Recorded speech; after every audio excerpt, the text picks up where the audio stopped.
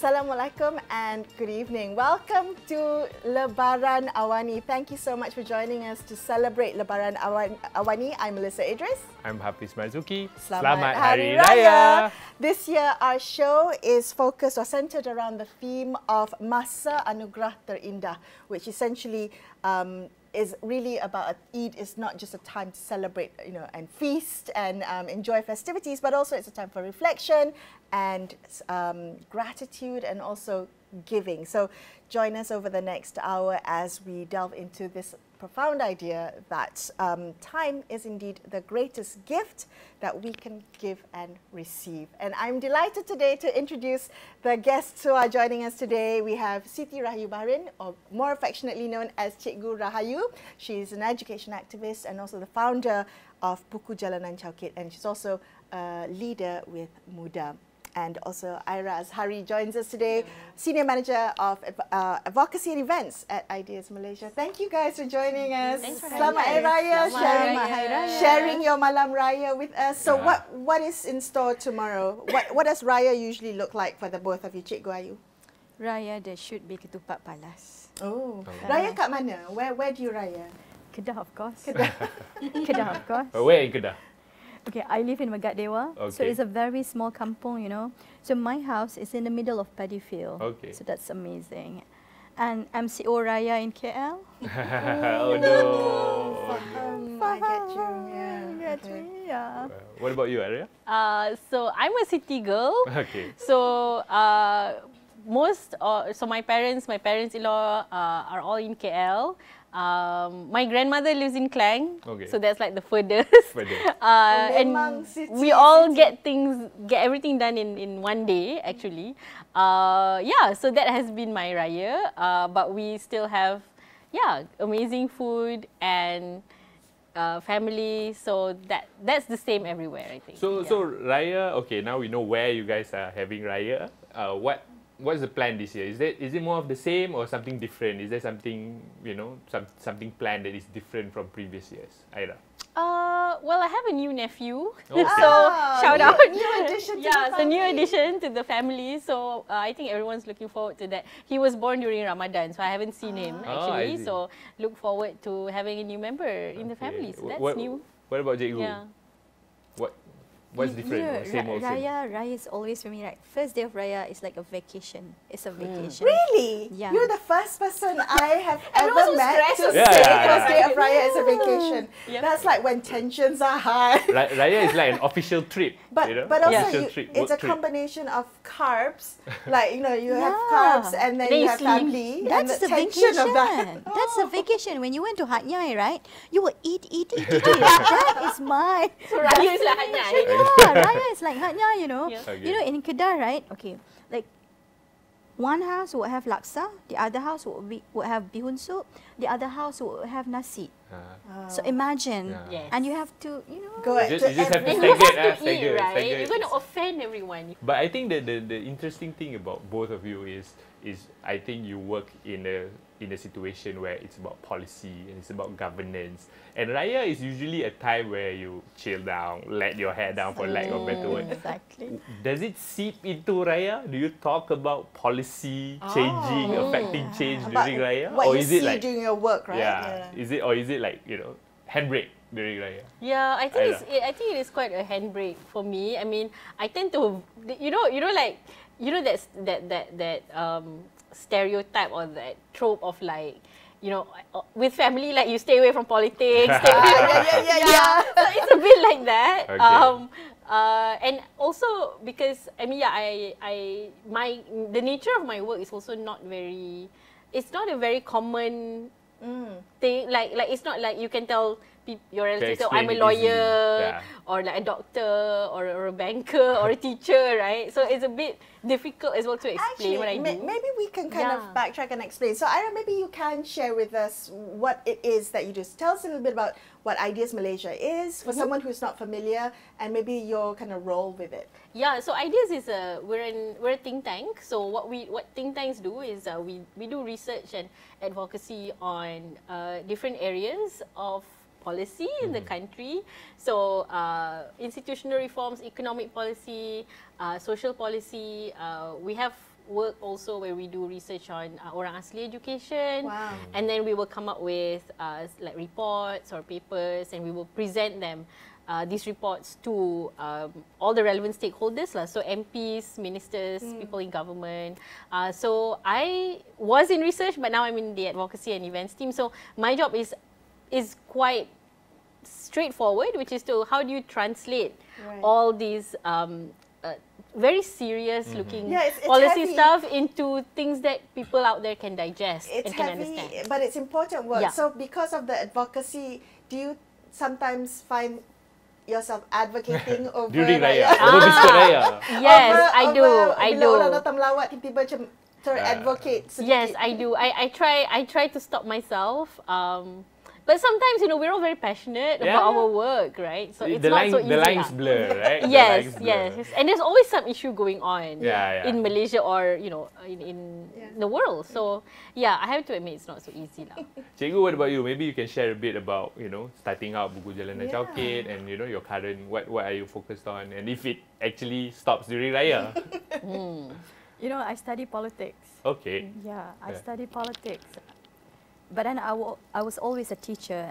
I think my background from kampong, right? Because I believe I was given, you know, opportunity to quality education.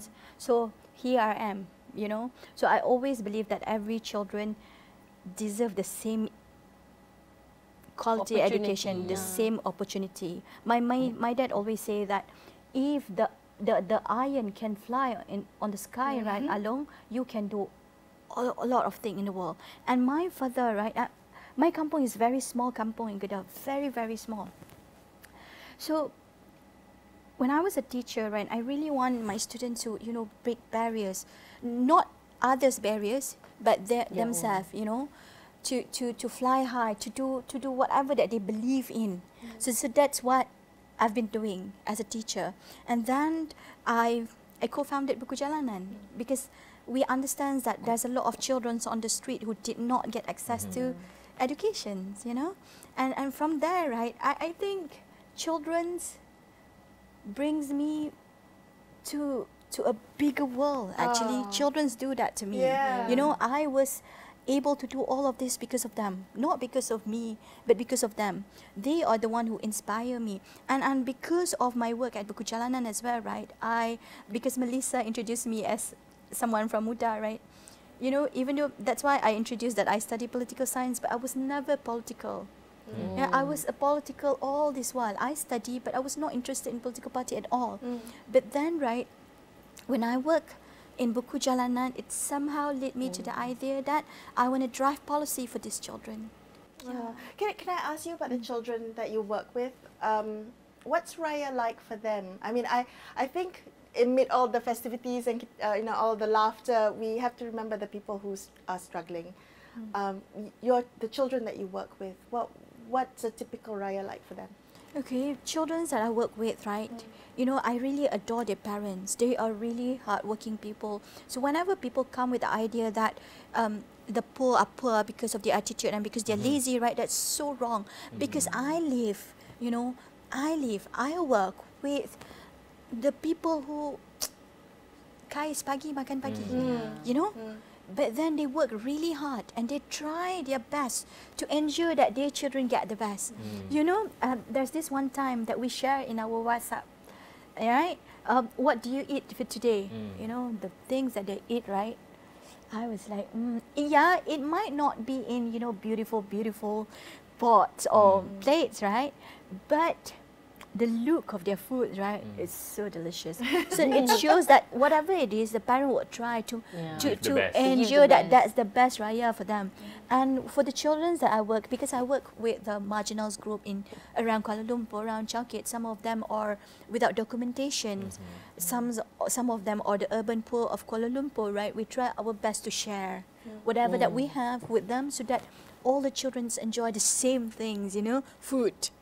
Yeah, that brings everyone together, right? But also I find that it's often people who have not very much, who are the most willing to share and so generous and open up their table and, you know, they'd rather share their food than they eat it by themselves, right? Yeah. Yeah, so you know, continuing on to what Cikgu Ayu said, and I think she's working more with those in the communities where it's important for ideas to affect policy. How do you see your work complementing, you know, groups of people who actually do carry out their work on the ground?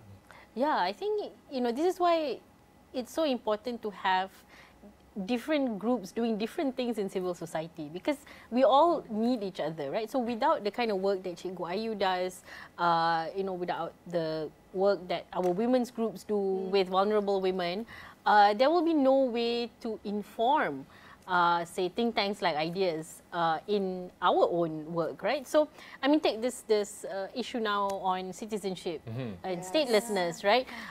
Ideas, we issued a statement a few days ago on that, and I referred a lot to Cikgu Ayu, to Dr. Hartini, and I had to read up on people who have done this work with vulnerable communities, because that's not what we do, but we have a different role, right? So the statement that ideas issues, for example, carries different weight, right? And you know, in my capacity, I'm able to send a statement like that to people in government and people in power, people who actually have the capacity and the power to make decisions about things like this. And that's how I think different groups in civil society complement each other and need to work together. And I love that you're friends. You were friends before today, and you were friends, you know, just given the background of your work, I do see how it complements each other. It's nice to know that there are networks behind the scenes, forces for good, championing for change, right? Aira, I do have to ask you though, you know, you brought up just now again that Raya is a time you want to avoid conflict, so you don't bring up the sensitive topics, right? You don't want to add to the tension, fighting over lemang and all, unnecessary tension. But your work in advocacy has taught me and people who watch your work how to agree, like change opinions or speak to people who are of different persuasions. Learning how to agree to disagree. How to agree. But having those difficult conversations, and I respect ideas for championing that. And I think Malaysians were not very good at doing that, at having, you know, difficult conversations about difficult and sensitive topics. How would you say, let's say if we've got some relatives coming later or tomorrow who may not be of the same sensitivities political spectrum or persuasion, how do we talk to each other and kind of come to a, you know, a way to discuss difficult issues that are happening currently? Yeah, that's a really good question. I mean, that encapsulates, you know, the challenge, my whole job scope, right? Yeah, Malaysia as a whole. Yeah, because I think, I mean, something I can relate to, because, you know, in my line of work, we're always like, okay, what's a success story, or like, what's your goal, right? And I said, like, I don't know, for me, it's something that's not very quantifiable, and there's no way that I can sort of go out there and see if this is true. But I feel like a success story for a think tank is like if just regular families all around Malaysia sit around the dinner table or lunch table and talk about these issues. And because of something that we advocated for, or a paper that we launched, or an infographic that we put out, right? So if people talk about these things just around the dinner table, I think that's a success story. So do you think it's better to have those conversations than to avoid them? So rather than try not to talk about it with someone you know who thinks differently or who thinks differently from you, rather than avoid that conversation, are you saying we should be? Yes, okay. I think that there is a way to have conversations in which you know, you're not just talking past each other.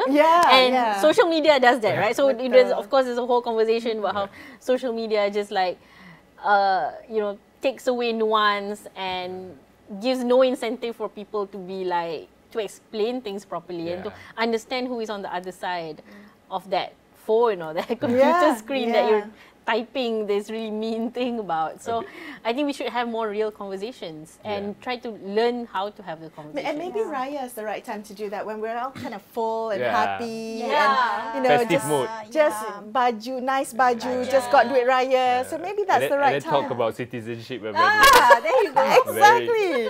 Maybe some people don't know. So Cikgu, what is so that's a success story for Aira in the work. What's a success story for you? I mean, how does it look like? I'm not successful yet because the amendment is happening, the citizenship amendment is happening, right? But you know, when I started to work in childcare, right, my parent was like, childcare? Nighttime? There is a connotation from previously. But then are you sure? Are you sure? You know, I was a school teacher, government school teacher. I quit my job. Imagine how to tell your parents, you know? But then I think it is about introducing what you do, you know, because, you know, when I speak about the work that I do, I think I'm very passionate about that, right? So I think my whole family, you know, my whole extended family know the works that I do, and now they understand. I bring them to childcare. My parents sleep in childcare together, you know, and then my uncles, aunties know the works that I do. Like, I used to talk about education for every children here in Malaysia, regardless of whoever they are. In one of, I think I speak in ML Studio, it's Malay based, right, content? What happened was that the comment was really, really, really bad. Really bad. It was really bad.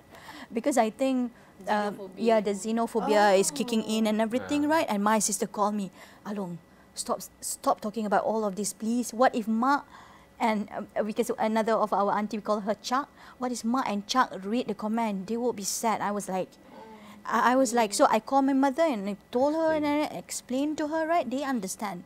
But then I think the story needs to continue, you know, to ensure that, you know, we will be able to have a conversations with different people, different type of people with different political spectrum, but the person who are on the table are those who are kind, you know, kind to themselves. So when they are kind to themselves, they would tend to think first whether they would hurt others or not, whether they want to start being unkind to others or not. So that's the elements that we need to start having conversation, real conversations. But how do you know? On that note, I want to thank you both for coming on the show. Thank you, Cikgu Ayu and Aira, for being on Lebaran Awani, sharing your Malam Raya with us. We're going to take a quick break here on Lebaran Awani. We will be right back, so stay with us.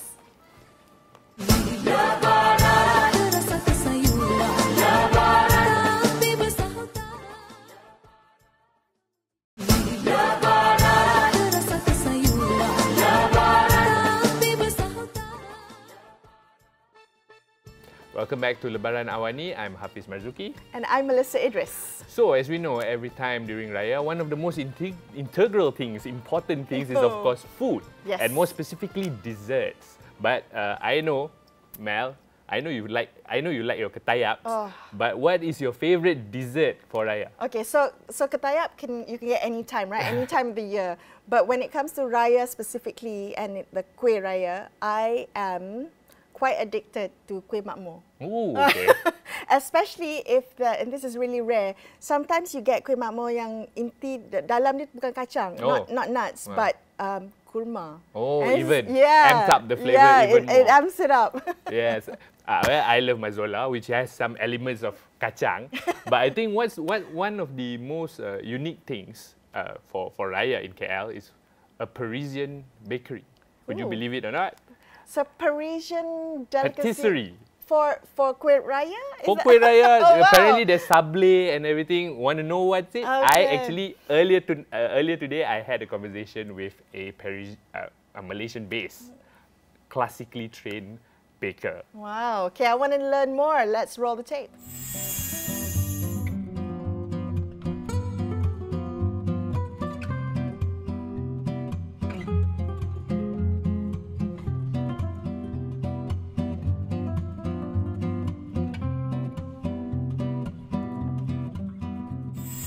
Right now, I'm at Mak A. Farid Patisserie, which is a patisserie located here in Persiaran Zabah in TTDI, Taman Tun Dr. Ismail, and with me today to join in the Raya festivities together with you is of course Farid Tawfik. He's a pastry chef as well as the co-founder and the co-owner of this beautiful patisserie. Selamat Hari Raya, Farid. Selamat Raya. Thank you so much for hosting us in your beautiful patisserie. Thanks of course, for coming. before we delve further into this whole, because I understand there's a different dimension to cooking pastry that you offer. But first, we want to know what is the inspiration, what's the story of Farid Tawfik that led to the creation of this beautiful patisserie? Oh, well, by the name is Mark and Farid, basically Mark and Farid. Mark is my business partner, he's a French. Alright. So we basically met in lab. Okay. It's a scientific lab, and because this kind of like his retirement kind of like, yes. So that's why we decided to open Mark and Farid in Malaysia. Okay. So when I come back from Paris, I just wanted to see the markets, how Malaysian respond to French pastry. And I started very small shop in Teluk Paling Megarang. Okay. Just very far away very far from the city center. Yeah, I got like a lot of complaints. My customers, too far, why you open here, you know? And then like after the COVID, we decided to move in KL. Okay. So because our client base is mostly in this area. I see. But what led you to, you know, actually open a patisserie? What led you to actually delve into, you know, cooking pastries or cooking dessert? Yeah, well, I always have passion in cooking and baking, you know, like, I mean, since I was 9 years old, I started to cook my own nasi goreng. Okay. Yeah, I remember like I cook in my neighbor house and my mom know that and they scold me, oh, why you cook in the other people's house? You might burn the house and everything. So yeah, I always be independent since I was a kid. So when I studied in Sydney, I do a lot of cookings. I work for different restaurants. Okay. I work as a waiter. I supply my Malaysian kuih to Malaysian restaurant. I also work as a cook where I cook the char kway teow, laksanya and everything. So the passion develops, and then I see how my former boss developed the business and everything. So when I was in Paris for a work in the lab, and then like, you know, in Paris suddenly like, oh, it's heaven of food. Everywhere you walk, like, you know, the smell of the croissant, it's freshly baked in the morning. It's a bit like the smell that I'm yeah, so it kind of like triggered me, oh, I always love cooking and baking, so why not, like, you know, I quit my job and I went to pastry school, so I end up here like opening my own pastry. I see. When you first opened, if I'm not mistaken, it's in 2019. Correct, just before the COVID. How was the reception to, you know, because it's in Teluk Paling Megarang, and to tell you the truth, I think like French patisserie or French style or classical style cooking or pastries are quite new. Because Malaysia, we are used to our Sri Muka. Yes, and then Malaysian also exposed to American type of cakes. So to introduce the French style is quite new for them. Okay. Those days it's very hard to find croissant, but now you can find croissant everywhere. Everyone can make croissant, even at petrol station you can find croissant. Correct. So yeah, so before I opened my shop in the Teluk Paling Megarang, actually I started home baking when I just got back to Paris, just to see how the market reacts. So I started in Ampang. So the response is very good. So when we got approached by a company that have the property in Teluk Paling Megarang, they asked us to open a store there. So we said, oh, why not? So it's a nice area. That time I didn't really realize how far it is until every day I commute to the Teluk Paling Megarang. Oh, so you weren't staying in Teluk Paling? No. Okay. So it's quite far, yes, I know. So the reception is well. But then unfortunately, just after I think 4 months operating, like, the COVID started.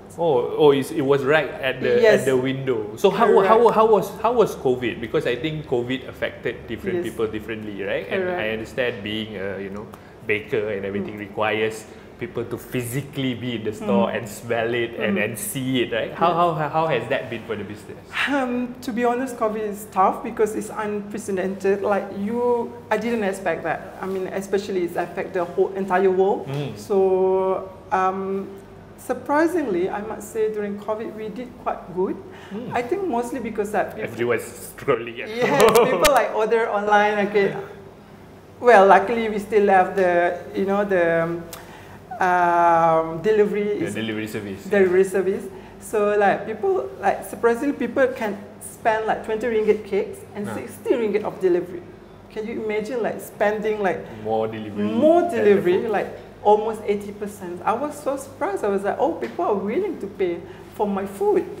So yeah, and then we started a lot of delivery, and we realized that a lot of delivery come from this area, Taman Tun, Mongkiara, and Taman Sarahai. So that's the reason why I moved here actually. I see. It's due to demand. So how has coming back and scaling up back after the pandemic? I think after 2021, 2022, and now 2024. How has it been for you? For my patisserie, when we just moved here, it was very good. But unfortunately, since last year, it's going down a little bit. Maybe because of the economics wise. With our currency as well, it's a bit tough for me because most of the ingredients come from France. So you imagine now the currency. Yes, the currency is very high, right? So almost every month I got like revised price from my suppliers. So at the end of the day, like we have to survive whatever. Okay, now I would like to delve further into like the industry or the scene.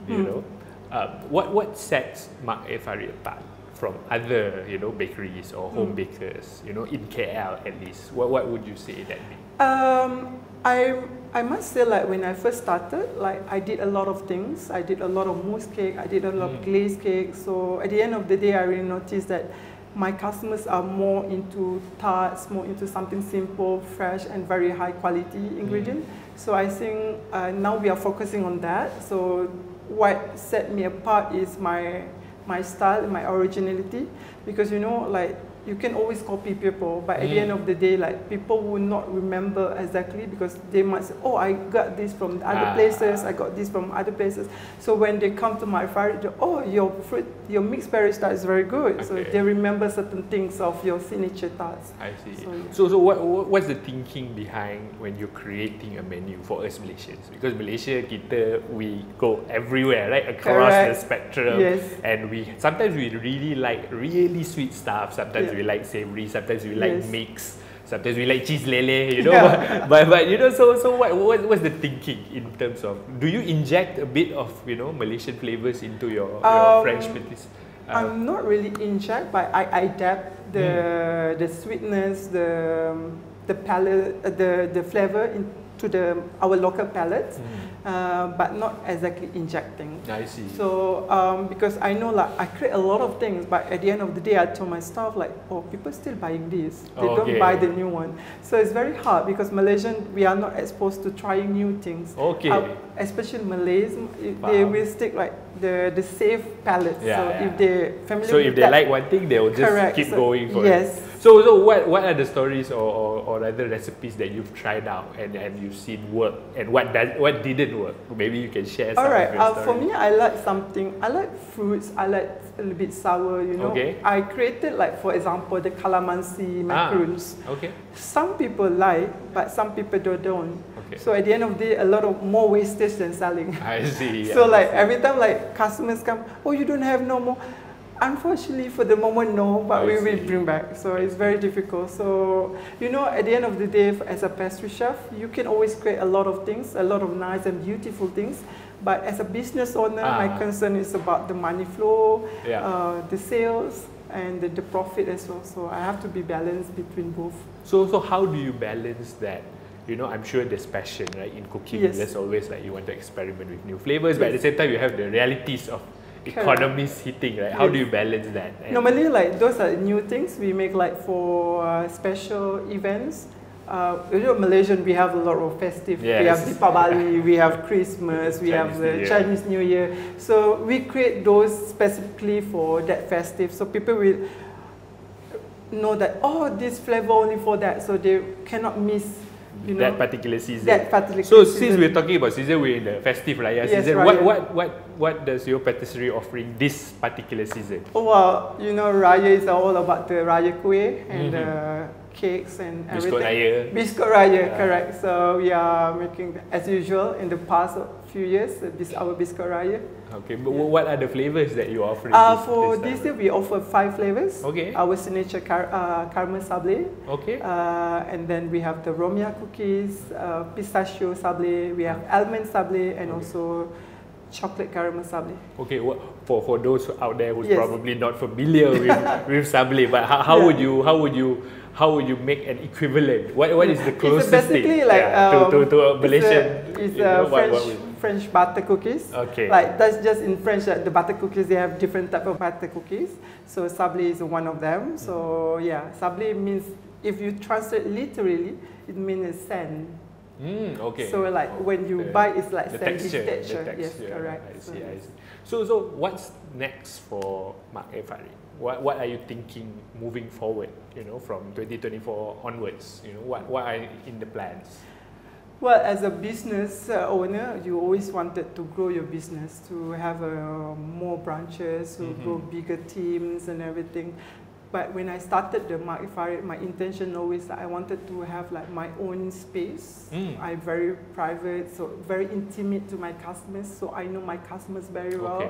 So when they come, they're looking for me. The place is very... So it's very personal touch. Very personal touch. Yeah. That's what you see in my shop, is everything is about, I'm promoting like my cat and the cat world, so it's something like close to me. But if you ask what I wish to open, is like, I've been to a lot of places in Malaysia. I've been to Kuantan, Cherating. I see a lot of small shops selling. There's one, right? There's one even selling the French thing. A French thing. And then I grew up in the small village in Desaru area in Johor. It's a beach area as well. Yeah. So I wish to open one there. Oh, okay. So at least close to my parents, so at least they will see like, oh, that's my son's doing. Okay, so, a bit of your legacy. Yes, correct. I always wanted to open like something close to my parents' house. I see. But okay, being a business owner, and of course you have opened for 5 years now, right? Correct. What would be your advice or kata-kata semangat for people who are interested in this field but probably are a bit hesitant or they are a bit scared or they fear? What would be your advice? I think it's very important to be yourself, to be courageous, and then to be positive. I still remember when I changed my career, I was in the state where I'm very stressed, depressed. I don't know if, because I was born in a very poor family. I lack of resources. I see. So I told myself, if it's not successful, so I have nothing to do. You have to make sure. I have to make sure. So I'm someone like very ambitious. I have a lot of, my dream is, I dream something, I will work on it. So I think for someone who just started, it's very important to find your identity, because like I said, if you're selling croissant, the shop A also selling croissant, shop B also selling croissant. Swap your croissant. USP. Yes, different with other shops. So you need to find something when people go to your shop, they know, oh, you're selling this, or you're selling the best one. That's the key identifier. The key things, yes. And then last but not least, what are your Raya plans, for this festive season? What are you doing this Raya? I mean, personally, and what are your plans? Do you have vacation plans or something like that? I travel a lot actually, but for this Raya, I don't really travel. Normally, like for Raya, I will spend the time with my families in Johor. Okay. Because it's very hard for me now because I'm short of staff and everything. So I don't see my parents often. So I take the opportunity to close my shop for longer than usual. Okay. to spend time with my family lah. So Raya, we in a village. My mom cooks the best. Oh, everyone say mom cooks the best. So that's the time where I got to eat my mom. Okay. Before we end our session, maybe you can tell to the viewers out there who are listening in, how do they access your shop, whether it's Instagram page, or how do they view catalogs or menu from your shop? Maybe you can tell. Alright, so we are on Instagram, so you can search Mak Farid. So just write Mak Farid, then you find us lah. So we are located in Taman Tun Dr. Ismail. It's very central in KL. It's very easy. It's a very hotbed place. Hotbed, yeah. For Raya, for Pasar Ramadan, people say always the bazaar, the busiest bazaar. So we are not that far from the bazaar. It's very behind the bazaar. So. Right, Farid, thank you so much. Selamat Hari Raya to you. Selamat Hari Raya too. Thanks for having me. That was my conversation with Farid Tawfik, pastry chef, and of course the co-owner and co-founder of Mak Farid Patisserie here in TTDI. and we'll go for a short break here on Lebaran Awani. Stay tuned.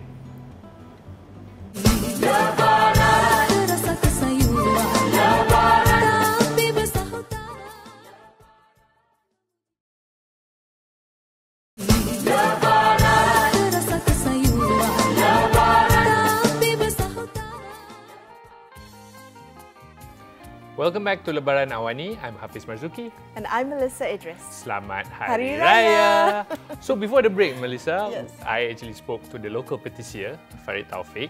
But now we're back in the studio, and with us tonight, we have a very special guest.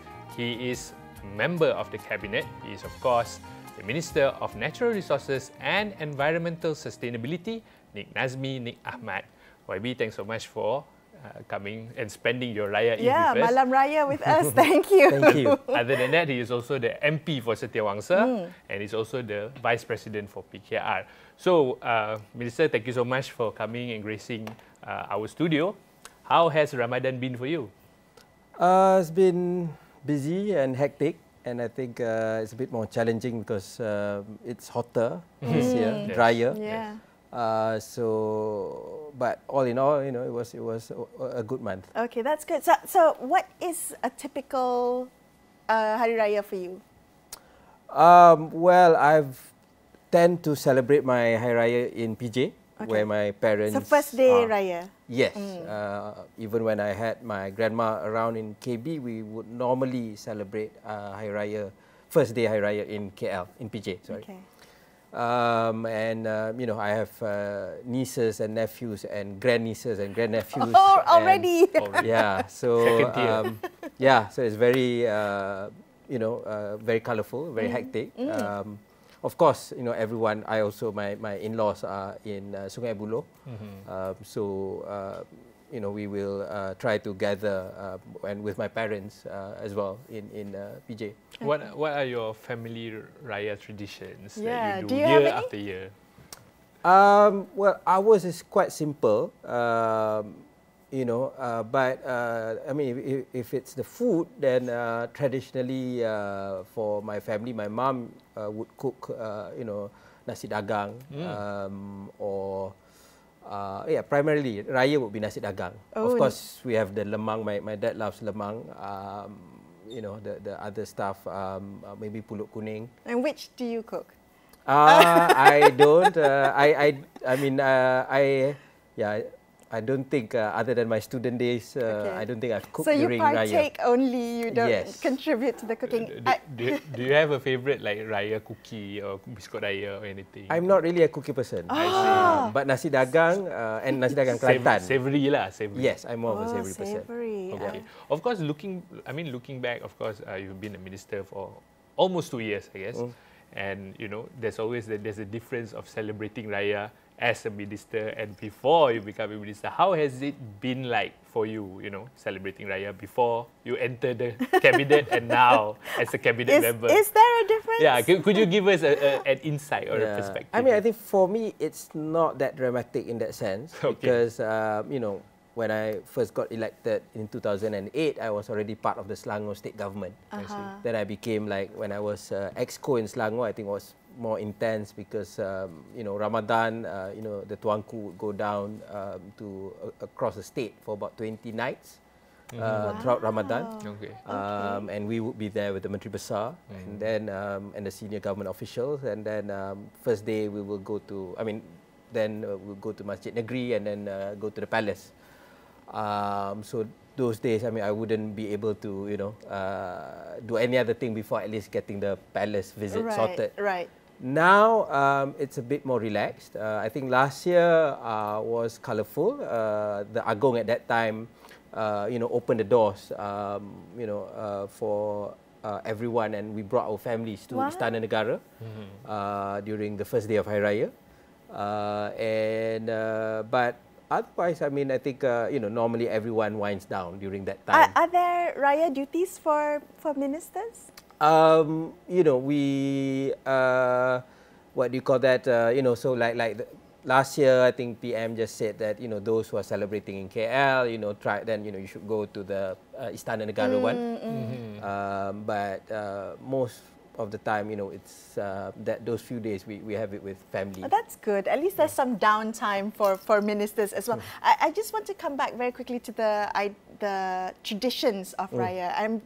I'm curious about this, and I ask everyone I meet what their beraya tradition is. Every family has a separate one. Yeah. My family, we do it immediately after Semayang Raya. So in the mosque, and then everyone gets emotional and starts crying in the mosque. For me, we have to beraya first, then only we can eat. Tak beraya, sebelum beraya cannot eat. Kosong-kosong, and then you fill your bellies. What about you? Well, I mean, if you're talking about my family per se, as in my parents, they're not too formal about that. Okay. So we don't have so much of proper tradition in that sense. So, you know, after Semayang Raya, then we would immediately go for having our makan. Okay. And, you know, I mean, when my grandma was around, a lot of my cousins or my uncle, aunties would go back to Kelantan during Hari Raya. But now that she's not around, most of them celebrate in KL. I see. So then, you know, we'll go to the senior uncles and aunties. What was Raya like for you as a child? Yeah, what are your Raya memories? I mean, it was, you know, I mean... so you grew up in the 90s? In PJ, yes. In the 90s, in PJ? Yeah. What was that like? You know, I was quite, I think, uneventful. I mean, I would say straightforward, other than the usual nasi dagang and all that. A bit more colourful would be when I was in boarding school in MCKK. I see. So, you know, we would have salam with every student, and, you know, Sudirman's song, can't remember the name of the song now. Dendang Perantau, is that Dendang Perantau, yeah. Okay, yeah. So the very sad one. So they would switch that on. Yeah, Merantau, right? And when I was a student in the UK, then, you know, we'll go to Malaysia Hall and do that, you know, have the Hari Raya thing in pray and makan in Malaysia Hall. And yeah, I mean, I think one of the things that was quite fun was when I was 13, when I came back from Kuala Kangsar, we'll take the 3rd class train from Kuala Kangsar, and this is like 6 or 7 hours those days because it was a diesel train. And I see. you know, we were actually, everyone was playing with firecrackers and stuff in the train, right? I don't think that's part of regulations now. Yeah. You don't get that now. Yeah. Hate to bring this up on Raya Eve, but I think environmental sustainability a bit on your portfolio, I think it's quite, I mean, it's not something that is easy to talk about or advocate. Maybe you can share a bit about, I mean, does your work as the Environmental Sustainability Minister, does it end during Raya, or during Raya you're still intensifying efforts? It's like the sustainability hat is still on. So what is that like? Yeah, I mean, I think you know, I mean, whether it's Ramadan and Hari Raya, I mean, you know, these are things that we are trying to promote. And I have to say that, you know, a lot of these things I appreciate more now that I'm helming this portfolio. Since 2022, and you know, sometimes I even forget, and my son will, you know, tell me that, you know, oh, why are you taking a plastic bottle or children whatnot. are the best advocates, aren't they? Yes, so but it's too ingrained, right, in our life. Yes, I mean, yeah, that's the thing, and I think so. Like during Ramadan, we've been trying to do things with regards to you know, promoting, bringing what do you call that, tiffin carriers. Refillable bottles, and other, like having cooperations between Pasar Ramadan with NGOs for waste food.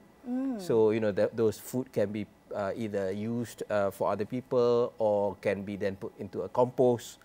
So I think, you know, it's an ongoing thing, and Hari Raya is also part of that. And yeah, I mean, if you know, we will continue to promote those things. Balik Kampung, for example. You know, I think a lot of people now are appreciating what you call the ETS, the train, because the highways are just so jammed, right? And you can go to Ipoh, Penang, many places just taking the train instead of driving. It's so convenient. It is convenient. And wonderful. And I have, because I take it quite frequently to go back to my mother's house. If there's bad traffic, the ETS is actually faster. Yes, door to door is actually faster. Yeah. And you get to do whatever you want because you're not driving. Yes. So I think, there are things, the Ministry of Transport is working on starting a dedicated train to Ipoh again. So not just in addition to the ones that go all the way up north, there will also be the ones just for Ipoh, because that's a very popular route. And I think, and we will have the ECRL in the next few years. So that will open up, I think the Kelantan market will be, for example, something, the East Coast market will be something that's quite, it has a lot of potential. Because, what happens during, in the last few days of Ramadan, when people want to balik kampung to Kelantan and Terengganu, because the jams are just so bad. So I think we should explore that. That's an important part as well, to try and make it as sustainable as possible. Yeah, traffic is always, it's always frantic. And we don't consider almost, when we think about nak balik raya, balik kampung, we almost don't consider public transport like trains or buses. Not just the environmental impact, but also in terms of safety. It's far safer to take, trains and public transport. Yeah, but usually because everyone's like going back at the same time, or nobody's like planning. Even the plus routes, they are not like following up. But circling back, Minister, to environmental sustainability efforts that you're trying to instill, and you've seen it over the past 2 years during your tenure as. Has it become more of a norm, or it's still, the awareness are still not that high among, bazaar operators, people? Because I find recently I went to Desa Pandan and I brought like my bag, and everyone's looking at me. It's like, and they use the single-use plastic. And they still use, and I try to do in my very small way, but sometimes I think. Are there efforts to institutionalize this sort of practices? Are we moving towards that? What's your take on it? So, we have our plans, our guidelines, our policies. It's all there. But I think in practice, we can see that in the formal sector, in fixed premises, there's been a lot of improvements. There's greater awareness from corporates. You go to what do you call that, beauty products and all that, they are now coming up with, you can bring your own bottle to fill in your toiletries. You have toothbrushes which are made from cornstarch or from bamboo.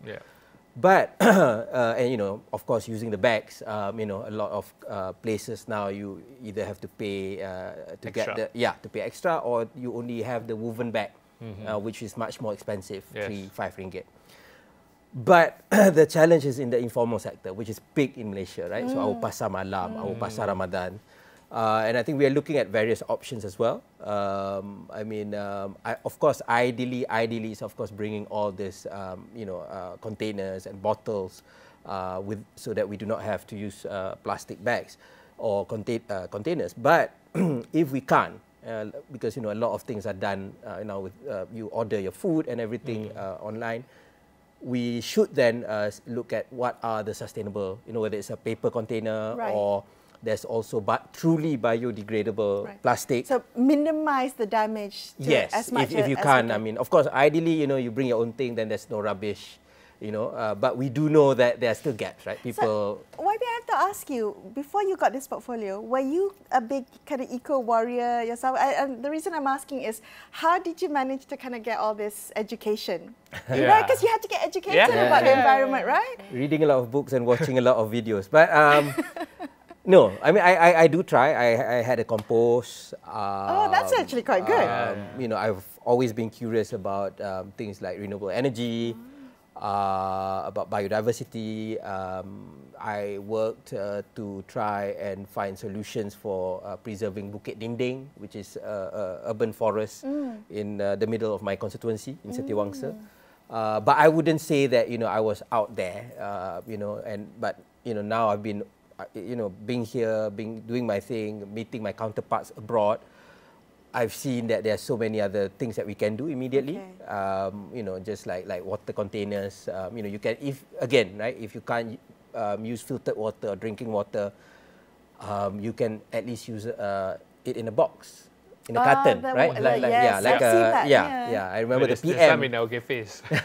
Yes, and I remember the PM when he first looked at it. He thought it was a milk carton or something. Yeah, it does look like a So But it's expensive. That's the thing, right? I mean, plastic is cheaper, and that's why, you know. So we are trying to find ways. Okay. But there are many things again that we think is actually very practical. So one of the things, you know, that we did when since I took over was. We managed to change the dress code for government so that now we can wear batik every day because I think that's more in line with our climate. Yeah, I see. We're not meant to wear suits. No. Woolen all the time. Suits. No, no. That means air conditioning is blasting all the time. So that I think is, you know, things that we can work on, and I mean things that are low-hanging fruits that we can adopt. You brought up you know, meeting your counterparts. Where is Malaysia in the whole grand scheme of things in terms of, you know, where we are in our sustainability journey? It depends on what is it we're talking about, right? I think in terms of biodiversity policies, protecting our forests, we're one of the most mega diverse countries in the world. Our forests are the oldest. We are sitting on the Coral Triangle. But, and I mean, I think that is where we have played an important role, and many people want to emulate us. I think renewable energy, we are starting the transition, and one of the hindrances has been our massive blanket subsidies, whether it's petrol cars, whether it's electricity, but we have started to move. Last year, you know, we pushed for many tariff reforms towards targeted subsidies. But I have to say, one thing that many people do not realize is how advanced many African countries are in terms of plastics. They are more advanced, including even than Singapore, even than Malaysia or America, because I mean, Rwanda is one of the countries that took a massive policy in terms of single-use plastics, basically banning it. Okay. And as a result, you know, Kigali is, you know, is one of the most cleaner cities in Africa. This is an entire country. Yes. Single plastic ban. Yeah. So, I mean, there are smuggling and all that. I mean, the problems are there, but the fact that they took a daring move, right? So, of course, for Malaysia, I mean, we want to see how practical it is. I mean, there's a few challenges, costs. We are also a major oil and gas / petrochemical player. But, you know, we are looking at finding more sustainable ways to move forward. And I think, but as always, you know, when I meet my counterparts, we try to match and see, you know, what we can emulate. There are certain things we can, but there are certain things because of our context and our economy and our pace of development that maybe it's a bit more challenging. Well, so since it's Raya season, Malam Raya, so what message would you give to the audience, the people watching tonight, to make sure that their carbon footprint is low this Raya, be it, or at least lower. Lower. So we're not kind of just blasting the aircon all day long or like wasting food. Sure. What would you say to our audience? Well, I think, okay, the first big message is that as much, and this is a quote from an environmental scientist from the US, Gus Path, is that people used to think that climate change, biodiversity loss is basically a problem of science. Okay. Right? But it's not a problem of science, it's a problem of spirituality, because we are greedy. Right? We want to develop more than what we have and whatnot. So I think now that it's Hari Raya, it's supposed to be a celebration after 1 month of Ramadan, and even during Ramadan, we know our food waste goes up. You know, so this is actually a time to be grateful, to be and to reflect and to find. I mean, of course, you know, I mean, I enjoy the food and everything, but let's try to find ways to small measures that we can make it more sustainable. At least make this Raya better than last. You know, and the next one too, right? There are things, I mean, even like things which may be a bit curious for Malaysians, i.e. for Muslims in Malaysia, i.e. Reducing meat, right? I'm not saying stop having meat, I like my meat, but maybe because it's also good for health and it's good for the environment. Substitute it with something else. Yes, and there's a lot of options. Or portion control. Portion control and all that, right? So, I mean, so these are things that we can work on, and hopefully, you know, we can use Raya as an opportunity to look at these things and see what we can do on our part. Thank you very much, YB, for your time and spending Raya Eve with us. Yes, and that wraps up tonight's Lebaran AWANI. Be sure to follow all our festive programming beginning tomorrow, and of course, our Lebaran AWANI English begins at 10 PM on Raya first of Raya night and also the second Raya night. That's all from us. I'm Hafiz Marzukhi. And I'm Melisa Idris. Selamat Hari Raya. Selamat Hari Raya. Thanks for watching.